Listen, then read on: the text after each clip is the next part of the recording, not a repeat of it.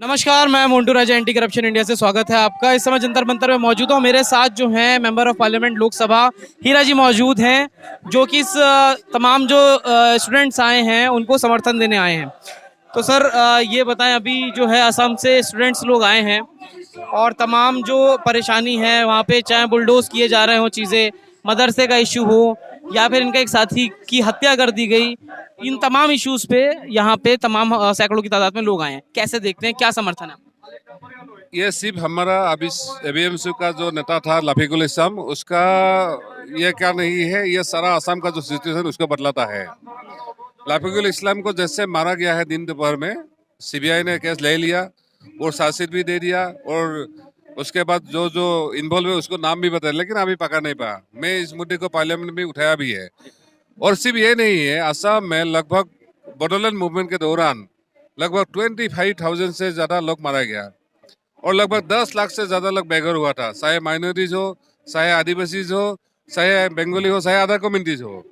तो ये मुद्दा सिर्फ एक लोगों का मरने का नहीं है, मुद्दा यही है। जब हमने एमपी बन गया, जब ये लड़ाई लड़ने के लिए वो आगे सामने आ गया, तो भी लोगों उनको लगा कि उसको भी मारना चाहिए। तो हमने उसी दिन बोला था ये पॉलिटिकल कंस्पिरेसी है। ये सीबीआई ने नाम डिक्लेयर कर दिया किसने मारा, लेकिन वो पकड़ नहीं पाया। तो मुझे लगता है ये अगर पॉलिटिकल कोई संरक्षण नहीं मिलेगा तो पकड़ सकता है। तो इसलिए हमारा वही मांग है, उन्होंने जो मांग किया है उसका हम सपोर्ट में है और आने वाले दिन में अगेन हम ये पार्लियामेंट में जरूर इसको उठाएंगे। निरंतर जो है स्टूडेंट जो कम्युनिटीज हैं वहाँ की, असम की, वो आ रही हैं। 2 दिन पहले भी एक प्रोटेस्ट था जिसमें तमाम जो लोग हैं वो अपनी समस्याएं बता रहे हैं। क्या लगता है जो केंद्र सरकार है उसका ध्यान नहीं है असम की तरफ? देखिए, असम का मुझे लफीकुल इस्लाम का स्पेशली उसको लगता है ये जो पॉलिटिकल थोड़ा इन्वॉल्वमेंट है उसके लिए उसको पकड़ नहीं पाए हैं। अगर उन लोग को पकड़ गया उसका सच्चाई निकल जाएगा जो किसने क्या किया, क्योंकि उसके पीछे कुछ तो है। दूसरा बात, असम का जो एक इशू, जमीन का इशू, माइग्रेशन का इशू, वही इसी मुद्दे को एनआरसी, इसी मुद्दे को तिब्बत से जुड़ा गया हुआ है। तो गवर्नमेंट अभी जो पॉलिसी बना रहे हैं, ले रहे हैं, उसके लिए बहुत सारा लोग नाखुश है, क्योंकि वो तो इंडियन है, वो कोई बांग्लादेशी नहीं है, असम का लोग है। उनको असमी जैसा ट्रीटमेंट करना चाहिए, अपना नागरिक जैसा ट्रीटमेंट करना चाहिए। हमारा वही मांग है, अगर किसी ने कोई गवर्नमेंट का जमीन पे रहा हुआ है उसको जरूर उसके लिए दूसरा जमीन देना चाहिए। जमीन तो है, तो इसका हमको लगता है अच्छी तरह सेटल करना चाहिए एज ए सिटीजन। सिर्फ उसके ऊपर बुलडोजर चलाने से ये मुद्दा समाधान होने वाला नहीं है और आने वाले दिन में ये बड़ा बिग इशू बन जाएगा। जी जो हेमंत बिश्वा शर्मा हैं, असम के जो चीफ मिनिस्टर हैं, वो भारतीय जनता पार्टी से बिलोंग करते हैं। क्या लगता है जो लफीकुल इस्लाम अहमद की जो किलिंग हुई है उसके पीछे आपको किसके हाथ नजर आता है और इससे किसको फायदा हो सकता है? देखिए, हम एक जमींदार आदमी होकर नाते हम ये नहीं बोलेंगे, लेकिन इसमें पॉलिटिकल कंस्पिरेसी है। अगर उसको नाम भी पता है, किसने मारा उसको भी पता है, तो सीबीआई और इतना हमारा होम मिनिस्ट्री है, इतना डिफेंस का लोग है, पर्सनल है, उसके बाद उसको पकड़ने पर ये बुरा गलत है। और ऐसा चीज पहले से भी हुआ था। हमारा बसलपुर में एक मनोज दास बोल के, उसको भी मार दिया गया। हमने गवर्नमेंट को बोला उसको सीबीआई में दीजिए। अगर आपने पकड़ नहीं पाया, मैं उधर का जो आईओ उसको पूछा था, उसने बोला सर अगर उसमें थोड़ा कोई मशक्कत करेगा तो उसे पकड़ सकते हैं, लेकिन गवर्नमेंट नहीं माना। इसलिए हमको लगता है क्योंकि उधर का जो लोग है ना वो पॉलिटिकली बड़ा उसका ये पकड़ है, उसके लिए ये होता है। तो हमारा वही है जो पॉलिटिकल कंस्पिरेसी है और उसका वही तरह से लड़ना है। ठीक, धरना प्रदर्शन से होने वाला नहीं है, ये भी करना पड़ेगा। और आने वाले दिन में अगर हमारे हाथ में सत्ता आ गया तो हो सकता है ये सब बंद हो जाएगा। हीरा जी ये बताएं, जो तमाम देश के अंदर मुसलमान अपने आप को अनसेफ इस टाइम बताता है, फील करता है, क्या ये भी कीमत चुकानी पड़ रही है क्योंकि ये मुसलमान ज्यादा हैं इसलिए इनके साथ इस तरह की चीजें हो रही हैं मौजूदा सरकार में? तो मुझसे इसी इश्यू का समाधान करने के लिए हम लोग देश का लगभग 150 छोटा जो पार्टी है इसको लेके एक इंडियन रीजनल पार्टी फ्रंट बोल के बनाया है। और यहाँ बहुत सारा सोशल जो एक्टिविटीज या ऑर्गेनाइजेशन उसको भी हम शामिल किया है। आने वाले दिन में हम पूरा इंडिया में अवेयरनेस के लिए और सत्ता के लिए हम लड़ाई लड़ेंगे। और मुस्लिम का बेसरा उसका ऐसा है, आप दिल्ली में देखिए, उन्होंने केजरीवाल को पूरा वोट दिया, सोचा था बीजेपी अगेंस्ट में कुछ करेगा, लेकिन बेसरा केजरीवाल गुजरात के लिए वो हिंदुत्व पकड़ लिया है। ये इवन सतीश गुट, ये राकेश, इसको भी बाहर कर दिया है, मुस्लिम को छोड़ दिया है। तो मुझे लगता है अगर थोड़ा हम अवेयर नहीं होंगे तो पॉलिटिकली ऐसा विक्टिम होंगे। तो हम अभी बातचीत चल रहे हैं। मुझे लगता है अगर हम दिल्ली का सत्ता हम ले पाएंगे सब लोग मिल के, तो ये बंद होगा, नहीं तो बंद होने वाला नहीं है। काफी बड़ी संख्या में जो लोग हैं वो यहाँ पर आए हैं और लोगों की अन्य समस्याएं भी है, चाहे वो एनआरसी को लेकर डिस्क्रिमिनेशन का मामला हो और जिस तरीके से असम में एक मदरसे के ऊपर बुलडोज किया गया है उसको लेकर भी लोगों की नाराजगी भी है। उस पर क्या बोलेंगे? नहीं, देखिए, ये जो मदरसा का इशू है या मौलवाद के जुड़ा हुआ है, उन्होंने जितना लोग पकड़ा हुआ है आज तक स्थापित नहीं कर पाए वो लोग एक्चुअली जिहादी है या मौलवादी है।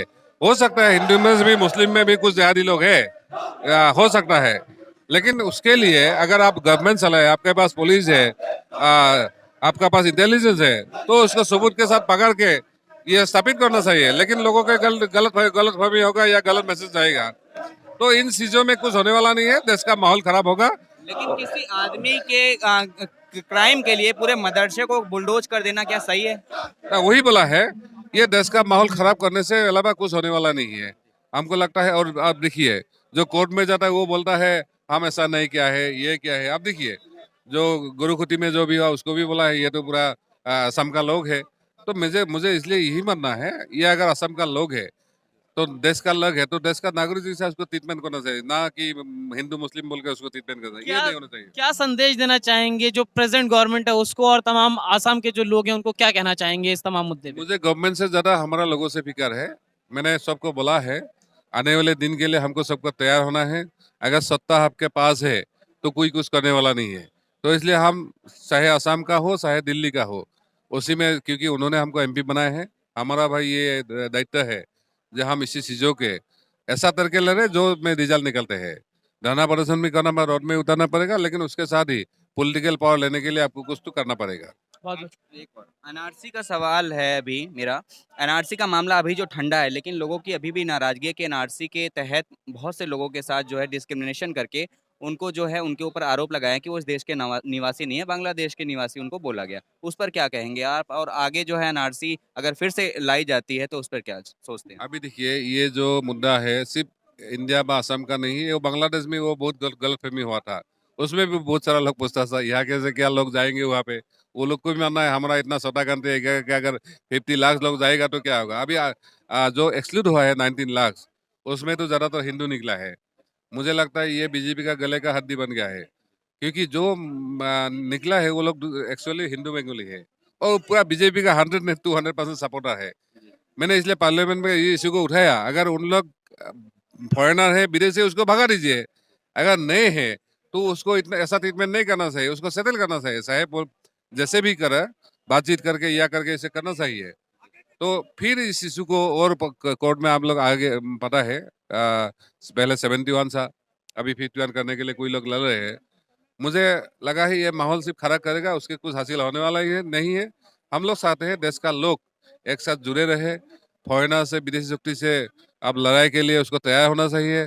आप देखिए ग्लोबल इकोनॉमी कैसा हो गया है, तो इकोनॉमी कैसे स्ट्रेंथन करना चाहिए, हमारे ह्यूमन रिसोर्स को कैसे आप अच्छा करना चाहिए, और देश का जो बुनियादी जो मुद्दा है, चाहे व्यापार हो, चाहे एजुकेशन हो, चाहे हेल्थ हो, चाहे प्रॉपर्टी हो, इससे हम कैसे लड़के हम जीत पाएंगे, या ग्लोबल वार्मिंग के लिए हम कैसे लड़ेंगे। आप देखिए दिल्ली का माहौल कैसा हो गया है।